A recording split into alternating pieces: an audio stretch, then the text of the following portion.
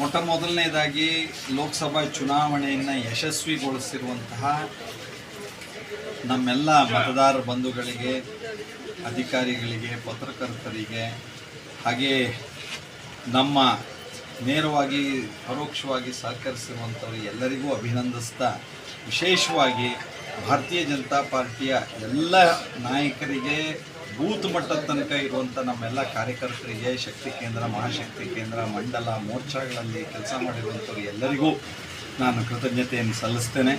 ನಮ್ಮ ರಾಷ್ಟ್ರೀಯ ಸ್ವಯಂ ಸೇವಕ ಸಂಘದ ಪರಿವಾರದ ಸಂಘಟನೆಯವರು ಸಹ ಎಲೆಮರೆ ಕಾಯಿಯಂತೆ ಮೋದಿಜಿಯವರು ಪ್ರಧಾನಿ ಆಗೋದಕ್ಕೆ ಅವರು ಸಹಕರಿಸಿದ್ದಾರೆ. ಅವರಿಗೂ ಧನ್ಯವಾದ ಸಲ್ಲಿಸ್ತೇನೆ.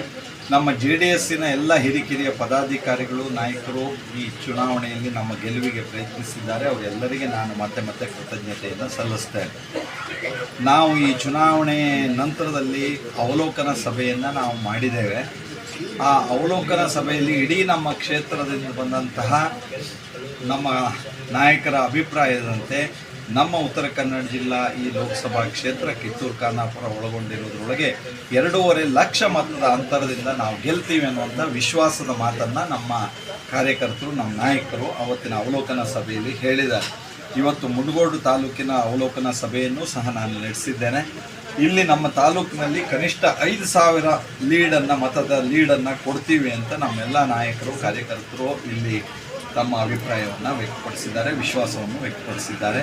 ನಾನು ಮುಂಡಗೋಡು ತಾಲೂಕಿನ ನಮ್ಮೆಲ್ಲ ಕಾರ್ಯಕರ್ತರು, ನಾಯಕರಿಗೆ, ನಮ್ಮ ಪದಾಧಿಕಾರಿಗಳಿಗೆ, ಹಾಗೆ ಇಲ್ಲಿ ಮತದಾರರಿಗೆ BJP ಮೇಲೆ ವಿಶ್ವಾಸ ಇಟ್ಟು ಮೋದಿಜಿಯವರನ್ನು ಪ್ರಧಾನಿ ಮಾಡೋದಕ್ಕೆ ನನ್ನನ್ನು ಆರಿಸ್ತಾ ಇರೋದಕ್ಕೆ ಮತ್ತೊಮ್ಮೆ ಧನ್ಯವಾದವನ್ನು ನಾನು ಸಲ್ಲಿಸ್ತೇನೆ.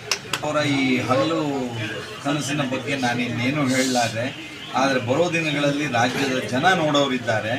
ಸಿದ್ದರಾಮಯ್ಯ, DK ಶಿವಕುಮಾರ ಒಳಜಗಳದ ಕಾರಣದಿಂದಲೇ ಈ ಸರ್ಕಾರ ಇದು ಪತನವಾಗಿ ಆಗೋದನ್ನು ರಾಜ್ಯದ ಜನ ನೋಡ್ತಾ ಇದ್ದಾರೆ.